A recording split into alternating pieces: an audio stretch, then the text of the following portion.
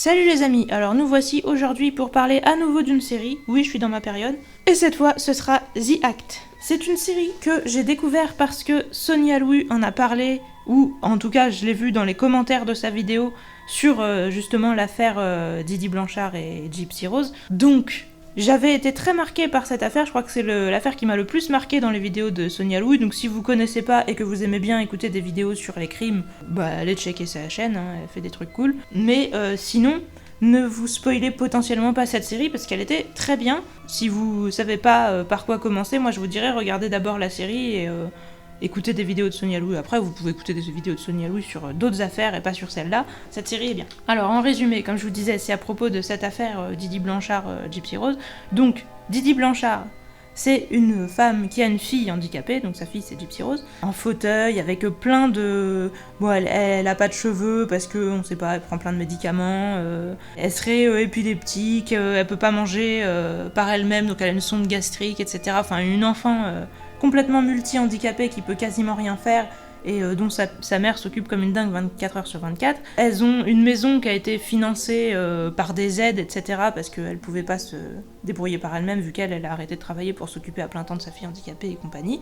Au début donc de la série, quand le premier épisode commence, on apprend que Didi a été retrouvée morte et que Gypsy a disparu, et les voisins se disent mais mon Dieu, mais qui a pu s'en prendre à une famille pareille qui est assez monstrueux pour faire ça, tuer une femme parfaite comme cette mère qui s'est complètement sacrifiée pour sa fille handicapée, et qu'est-ce qu'ils ont fait de sa pauvre fille, ils l'ont enlevée, elle a disparu, mon Dieu c'est horrible. Histoire, j'ai franchement pas envie de vous la spoiler parce que si vous la connaissez pas et que vous la découvrez à travers la série, je pense que c'est très bien parce que la mise en scène est cool.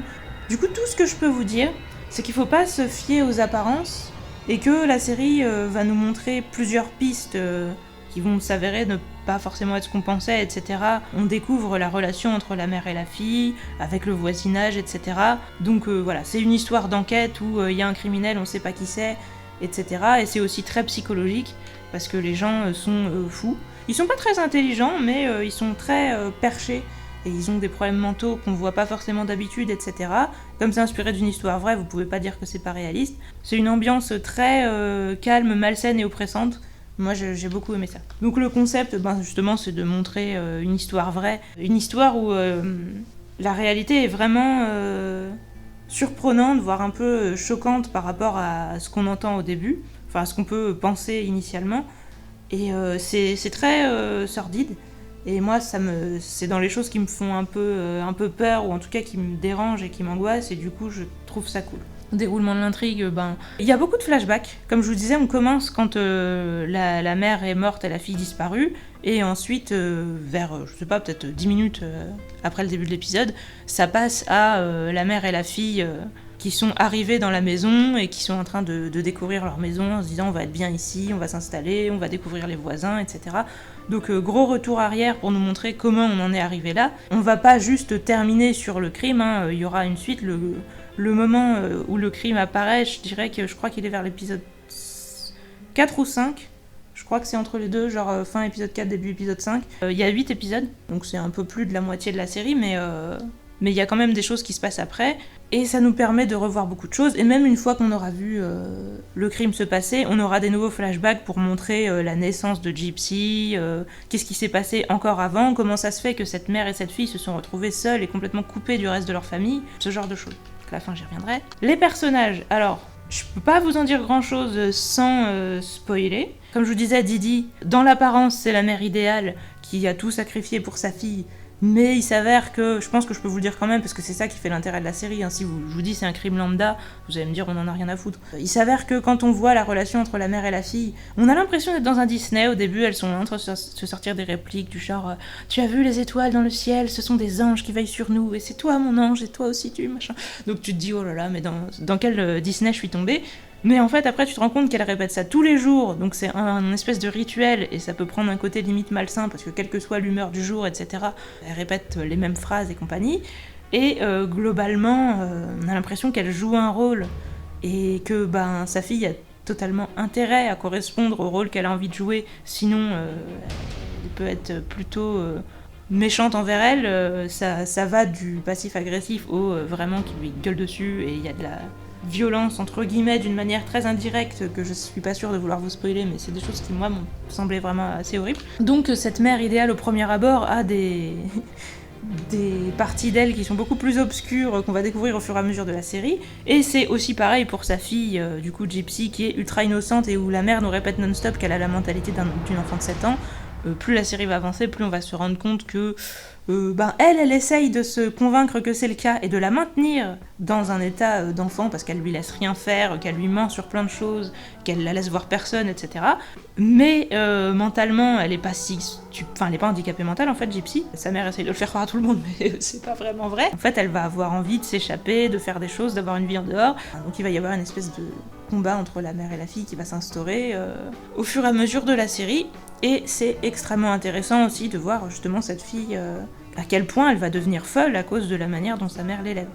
Et après, comme je vous disais, il y a les voisins, on a une espèce de femme forte qui s'appelle Mel, je crois, ou Nell, je crois que c'est Nell, qui m'a fait penser un peu à Izumi dans Full Metal, qui est tout le temps en train de dire ouais les enfants moi je les élève à la dure, etc. Elle parle tout le temps avec un air comme ça, genre oui moi je sais qui est bien bon et qui est mauvais au premier abord, hein, moi je sais que je peux me faire confiance et tout. Elle est tout le temps pleine de certitude et un peu de mauvaise humeur quand elle a faux, etc. Et puis elle a une fille qui s'appelle Lacey, avec qui Gypsy va vouloir devenir amie, et évidemment sa mère ne va pas trop être d'accord. Et il y a des personnages secondaires qui vont apparaître au fur et à mesure de la série où je préfère un peu rien vous dire. En tout cas la mère va essayer de les faire repartir. Après, voilà, jusqu'à quand elle va y arriver. Et parmi ces personnages, il y en a aussi qui sont très intéressants. Après, ils sont pas intelligents, encore une fois. Donc si vous êtes là pour voir des persos classes, vous allez être déçus, je préfère tout de suite vous le dire.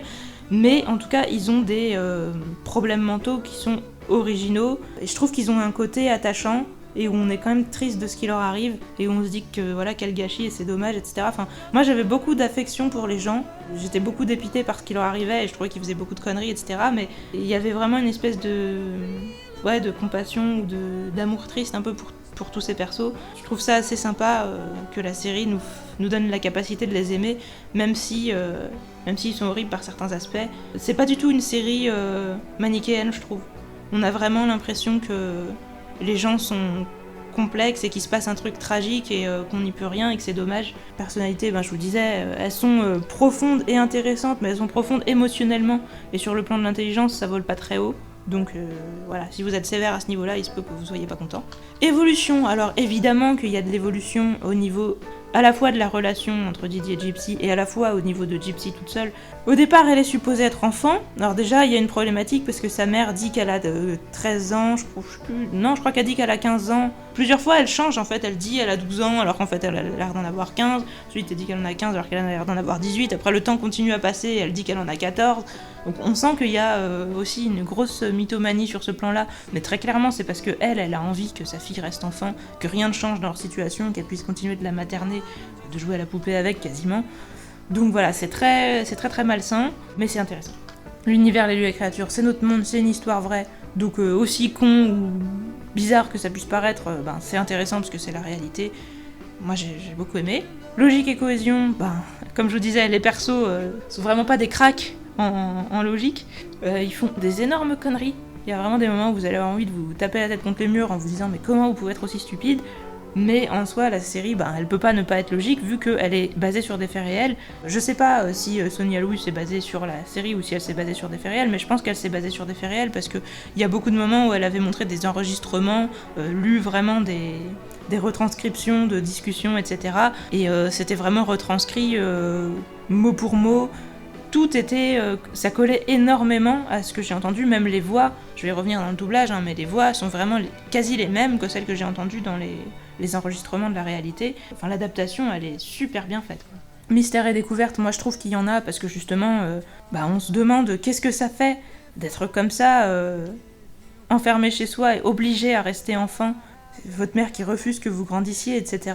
On peut vraiment se demander ce que ça fait. Ou la mère, moi perso, je la comprends pas, mais par contre...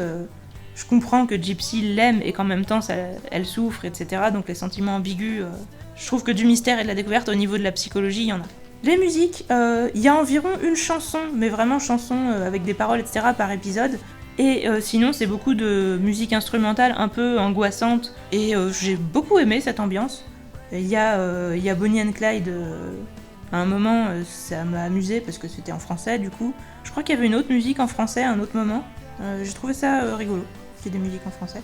Générique, il n'y en a pas, comme ça c'est clair. Et l'OST, comme je vous dis, je la trouve plutôt sympa. Pas marquante, mais sympa. Dans les musiques de fin d'épisode, par contre, il y en a plusieurs que j'ai trouvé bien. Musique de fin d'épisode ou de moment au début de l'épisode où ça donne une ambiance, on va dire, pour l'épisode entier. Et d'ailleurs, j'ai beaucoup aimé comment c'était fait aussi à ce niveau. Hein, le fait qu'on entend la musique en question en début d'épisode plusieurs fois et que ça nous donne une idée de l'ambiance globale de l'épisode et qu'on l'entend à la fin pour valider en quelque sorte ce qu'on a vu et nous faire comprendre pourquoi c'était là. J'ai trouvé que c'était bien fait.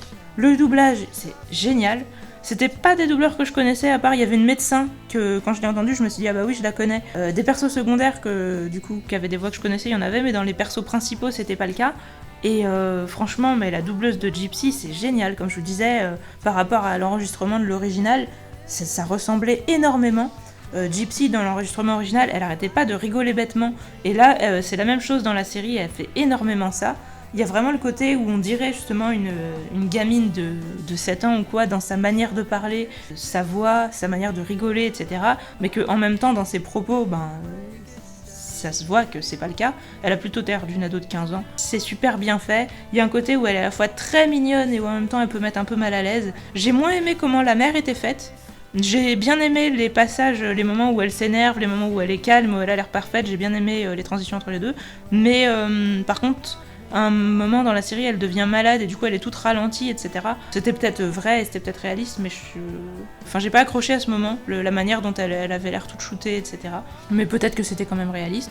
Et il y a un personnage, je vous dis pas qui c'est, mais qui apparaît à partir de la moitié de la série. Pareil, je trouve que la voix du doubleur qu'ils l'ont mis ressemble beaucoup à l'original, et ils l'ont vraiment fait tel que je me l'étais imaginé, etc. Donc je suis extrêmement satisfaite par ce doublage, je trouve ça génial. Du coup, en note globale, j'ai mis 7, et je suis très contente de vous dire que j'ai mis 7 à une série, parce que ça arrive pas si souvent. Comme vous voyez, je mettais quasiment toujours 6. Presque toutes les séries que je regarde, quand je les termine, je suis déçue, j'ai l'impression que ça n'a pas servi à grand chose, que c'est pas très original, etc. Là, je l'ai fini, j'étais vraiment satisfaite. Voilà, il y a quand même un côté triste, où quand du coup ça se termine, on a un côté où on se sent pas très bien, quoi. Mais l'histoire que je connaissais avant, je trouve qu'elle a été extrêmement bien montrée. J'ai pas de regrets, de choses où je me dis que ça a été mal fait, etc. Peut-être que j'aurais aimé voir plus de choses à certains moments, mais grosso modo, c'est une super bonne représentation de cette histoire. Je suis complètement satisfaite, pour moi elle est dans mes bons, et je vous la conseille totalement si vous êtes tenté par ce genre d'histoire, hein. Des histoires malsaines entre parents et enfants, des histoires d'adultes qui abusent un peu d'un enfant et qui l'élèvent d'une manière bizarre, coupée du monde, etc. Enfin, si ce genre de bizarrerie psychologique vous tente, je vous la conseille complètement. Après, si c'est pas votre truc... si vous aimez pas les persos cons, je pense que c'est pas trop la peine d'y aller, si ça vous pose vraiment problème, parce que comme je vous disais, là, c'est un peu un festival. Mais sinon, émotionnellement, c'est assez intense, c'est cool, c'est intéressant, et moi, ça m'a marqué. Je le conseille, et sur ce, spoilons.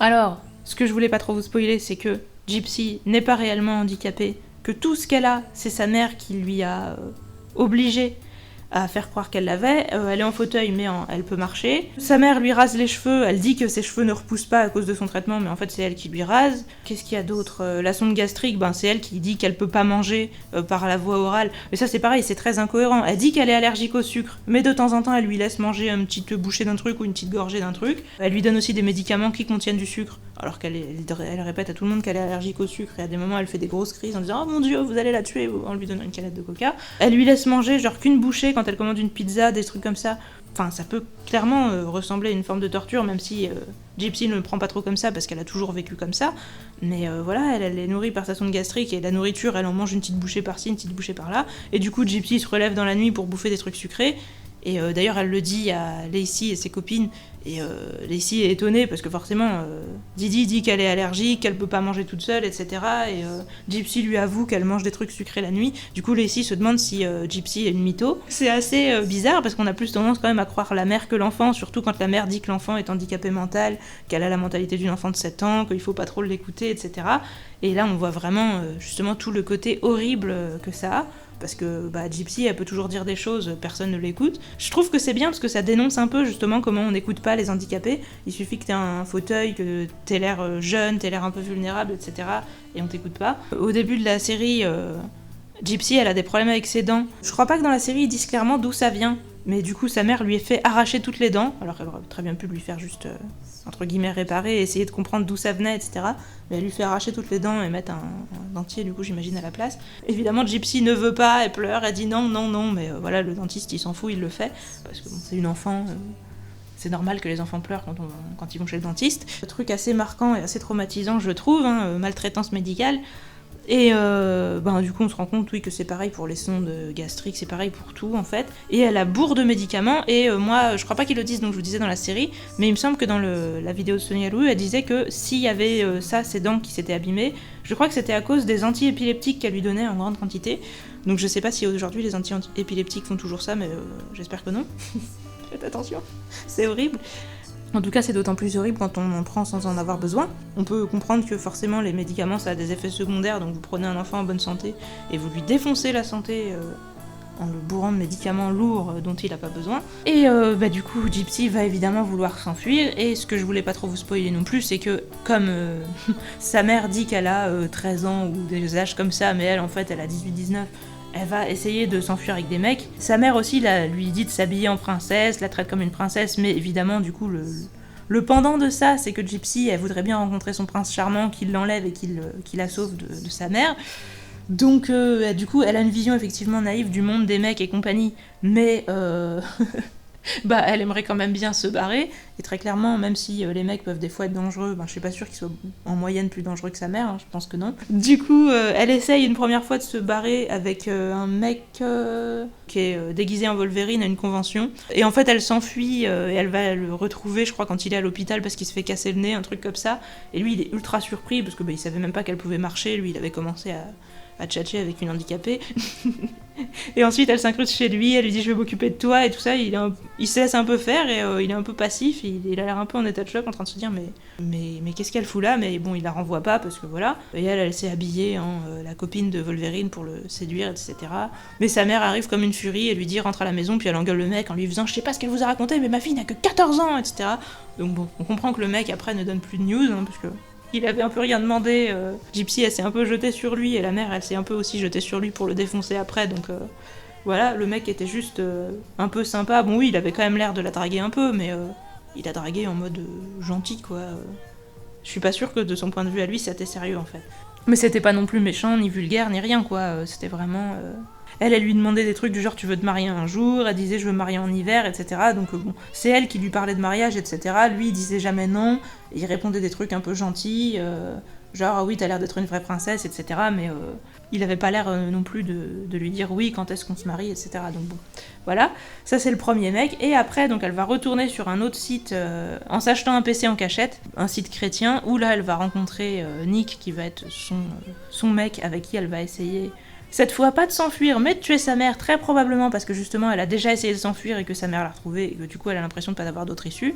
Il y a aussi le fait que sa mère demande une procuration et lui fait un espèce de chantage en l'obligeant à signer la procuration, en lui disant que si elle le fait pas, leur supercherie va être grillée et que Gypsy sera emmenée en prison pour avoir joué la fausse handicapée et avoir profité de la bonté des gens, etc. Et elle lui dit c'est le seul moyen, je continue de te protéger, sinon tout le monde apprendra la vérité sur toi et tout le monde te détestera, etc. Donc Gypsy signe, mais après elle se déteste et elle chiale devant Nick en lui disant elle m'a piégé, elle m'a piégé. Sa mère essaye aussi de l'étrangler parce qu'elle trouve son ordinateur portable, elle le casse et Gypsy dit j'en rachèterai un autre. Et donc là, elle l'agresse physiquement et elle essaye de l'étrangler. Elle s'arrête au dernier moment, elle lui dit pardon ma chérie, je recommencerai jamais, machin, mais bon voilà. Le fait est là. Du coup, Gypsy montre ses marques sur son cou à Nick et lui dit regarde ce qu'elle m'a fait la méchante. Et Nick lui dit oui parce que Nick, c'est pas dit dans la série, mais Sonia Lou l'avait dit qu'il était autiste et je trouve que ça se voit bien dans la série. Du coup, je trouve que c'était bien fait et que c'était cool. Je sais pas si c'est un aspi ou pas, en tout cas, il a pas un QI élevé. Encore une fois, dans la vidéo de Sonia Lou, je crois qu'elle disait qu'il avait un QI de 85 ou 87, un truc comme ça. Ça reflète très bien le fait que c'est pas une lumière. Et là, dans la série, ses parents disent on nous a dit qu'il allait garder la mentalité d'un enfant de 15-16 ans, donc bon. Voilà, c'est pas non plus un débile profond, il sait lire, etc.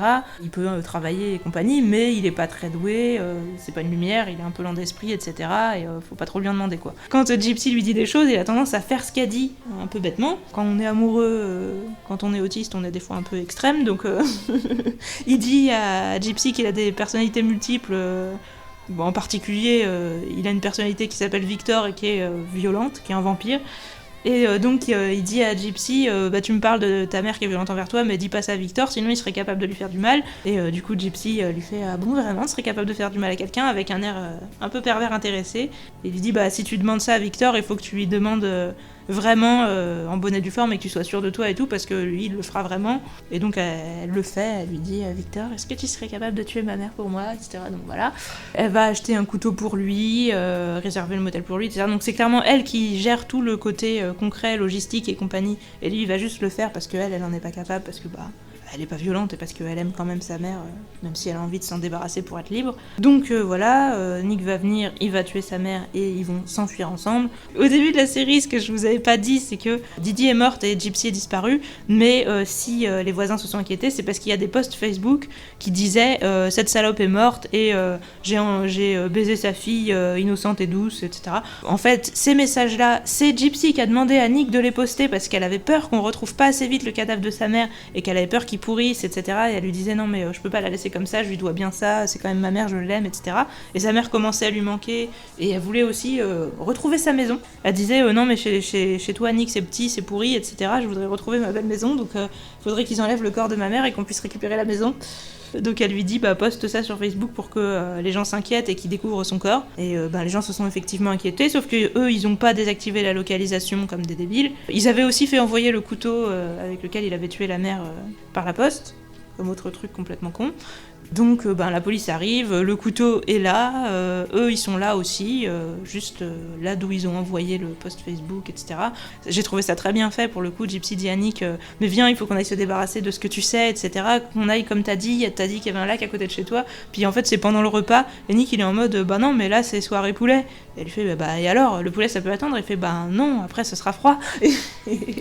Et ça reflète tellement bien le côté autiste un peu simple, qui du coup il est dans son quotidien, donc pour lui c'est comme ça quoi. J'étais capable de tout faire pour toi, mais il fallait quand même me prévenir à l'avance quoi. Donc elle est en mode mais putain, mais qu'est-ce qui est con. Puis en plus quand elle monte dans sa chambre, elle voit une liste où il a écrit être gentil avec elle, lui appeler mon cœur, lui tenir la porte, etc. Elle fait mais pourquoi t'écris ça Et lui il fait je fais des listes, ça m'aide à me rappeler. Et on sent qu'elle est blasée en mode mais putain, mais qu'est-ce qui est con, sur qui je suis tombée. Alors bon ouais, mais en même temps meuf, t'es ni une sainte ni une lumière, donc sur quoi, à quoi tu t'attendais? Un mec normal, je suis pas sûre qu'il aurait vraiment eu envie de s'embarquer là-dedans. C'est très triste, comme je vous disais, je l'aime beaucoup Nick, et du coup je trouvais ça assez horrible ce qui lui arrivait. C'est un gars à qui j'aurais pas souhaité du mal, et je trouve vraiment ça dommage entre guillemets pour lui qu'il soit tombé sur une meuf qui lui demande de tuer quelqu'un, parce que je pense qu'il l'aurait pas fait sinon en fait. On peut très bien passer toute notre vie avec une personnalité qui tripe sur des trucs violents sans jamais tuer personne, hein, je peux vous en parler, donc voilà, je trouve que c'est juste dommage. Et puis très clairement il l'a fait parce que elle lui a montré que sa mère avait essayé de la tuer, elle lui a dit que voilà, sa mère elle la retenait chez elle de force, elle lui faisait du mal, etc. Donc je trouve qu'on peut pas vraiment lui en vouloir de s'être dit d'ailleurs il le dit plusieurs fois, il dit je t'ai sauvé, moi j'ai fait ça pour toi, etc.